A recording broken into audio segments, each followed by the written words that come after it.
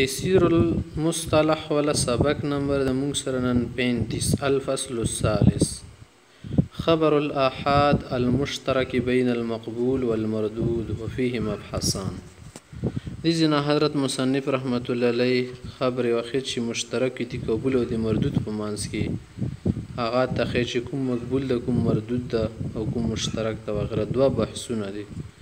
المبحث الأول تقسيم الخبر بالنسبة إلى من أسند إليه. یو خدای دې اعتبار سره موږ تقسیم کوو چې د چا طرف د حدیث منسوب شوی اسناد شوی. نمبر 2 المبحث الثاني انواع اخرى متفرقه. نور متفرقه انواع دي مشترك بين المقبول والمقبول مشتركه بين المقبول والمردود چې مردود او مقبول منځ کې مشترک دي. المبحث الاول تقسيم الخبر بالنسبة إلى من أسند إليه جاء منسوب شو مسند شيء ما غب نسبة سردا تقسيم منكو وبه 4 مطالب تلتسلور خبر مطلب دي. المطلب الأول الحديث القدسي حديث قدسي بالتخاي. نمبر 2 المطلب الثاني الحديث مرفوع حديث وحي. نمبر 3 المطلب الثالث الحديث موقوف حديث وحي. نمبر 4 المطلب الرابع الحديث المقطوع چې د حدیث مونږ چاته نسبت کوو کنه دی په اعتبار سره دا تقسیم ده. المطلب الاول الحديث القدسي حدیث قدسی د تخایش د قدسی او د ولیلش تعریف لغه القدسي نسبه الى القدس. د قدسی کې اخر کې یا خو نسبت ده کنه نسبت قدس ته شو ده. قدس قدست تل شي قدست معنا طهارت طهر صفای تل شي کما په القاموس.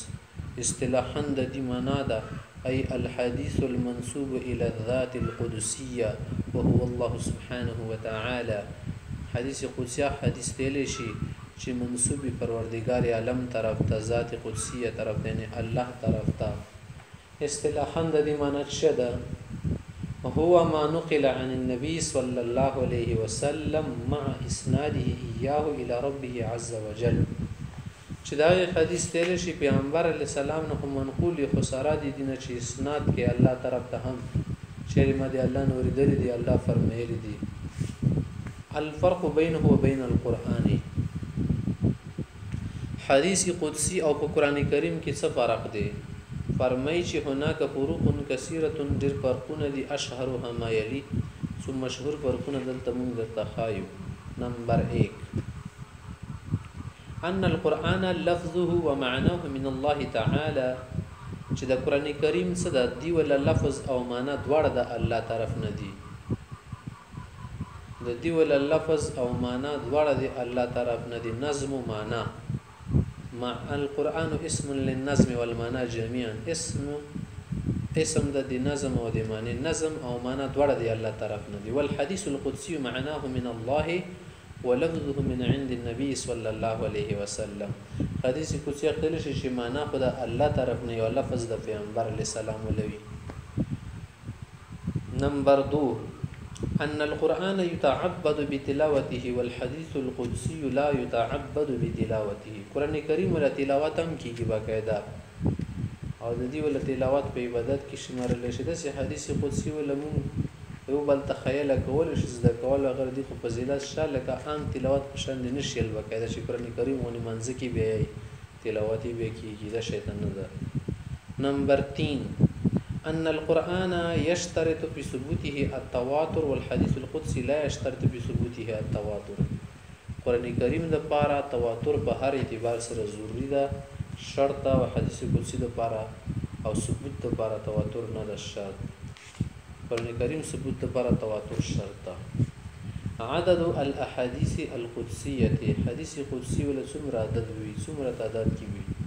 وایي چې ول احاديث القدسيه ليست بكثيره بالنسبه لعدد الاحاديث النبويه. چې کوم عام حدیث نبوي دي کنه باغه اعتبار سره چې تو ګوري حدیث قدسیه دومره ډیر نه دي. وعدد حوالي 200 حديث تقریبا 200 پورې حدیثونه شدي قدسی حدیثونه دي. مثال ته وسوګره مثال ما رواه مسلم في صحيحه عن ابي ذر رضي الله عنه عن النبي صلى الله عليه وسلم قال فيما روى عن الله تبارك وتعالى انه قال دا لنا روایت کی چې الله فرمایي یا عبادي إني حرمت الظلم على نفسي وجعلته بينكم محرما فلا تظالموا إلى آخره. دا حدیث قدسی مثال شو. سیاغ روایته دا حدیث قدسی دا روایت کولی کمی صیغه کیدل شي استاغه خی لراوی الحدیث القدسی صيغتان يروي الحديث بأيهما شاء. کم چې حدیث قدسی روایت کوونکا کس یغه د پر دوی صيغه چې حدیث قدسی په روایت کې کم یو شي دا وایي سید او هما غدا سید لکه وایي قال رسول الله صلى الله عليه وسلم فيما يروي عن ربه عز وجل. وسوګر د شیطان رشي چې فيما يرويه عن ربه دا شیطان شي. او قال الله تعالى فيما رواه عنه رسوله صلى الله عليه وسلم. الله فرمایي چې هغه شان دي لکه څنګه داغه پیغمبر علی السلام روایت کړی دي او ذکر کړی دي. اشهر المصنفات به مشهور کتابونه د حدیث قدسی ولا موږ سره کتاب د الاتحافات السنیه بالاحاديث القدسيه لعبد الرؤوف المناوي جمع فيه 272 حدیثا 272 حدیثونه پکې جمع کړی دي. المطلب الثاني دویم شی په دې فصل کې مونږ بینون کده المرفوع حدیث شتل شي. تعریف لغه اسم مفعول من فعل رفع يرفع چتونی تل شي. دا رفع عن اسم مفعول صيغه ده. زد وزع د وزع شد الزد. ان الله يرفع بهذا الكتاب اكثر اقوام ويزع به اخرين.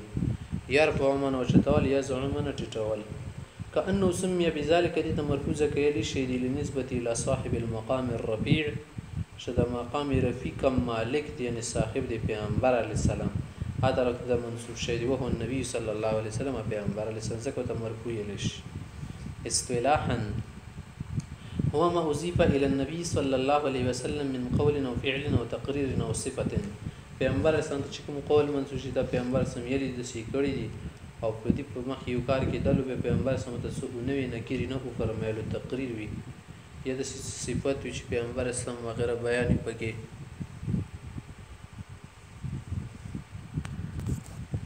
شرح التعريف اي هو ما نسب او ما اسند الى النبي صلى الله عليه وسلم.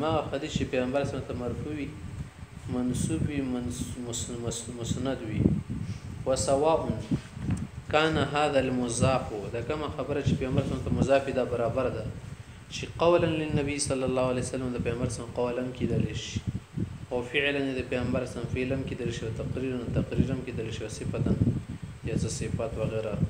وسواء كان المضيف هو الصحابي او من دونه بیا برابر د چوک د حدیث پیغمبر ته منسوب کیا صحابي او کڅوب لاندې کس متصلا کان الاسناد من کده سند منځي کټی کو متصل وي او د حدیث مرفوع دی.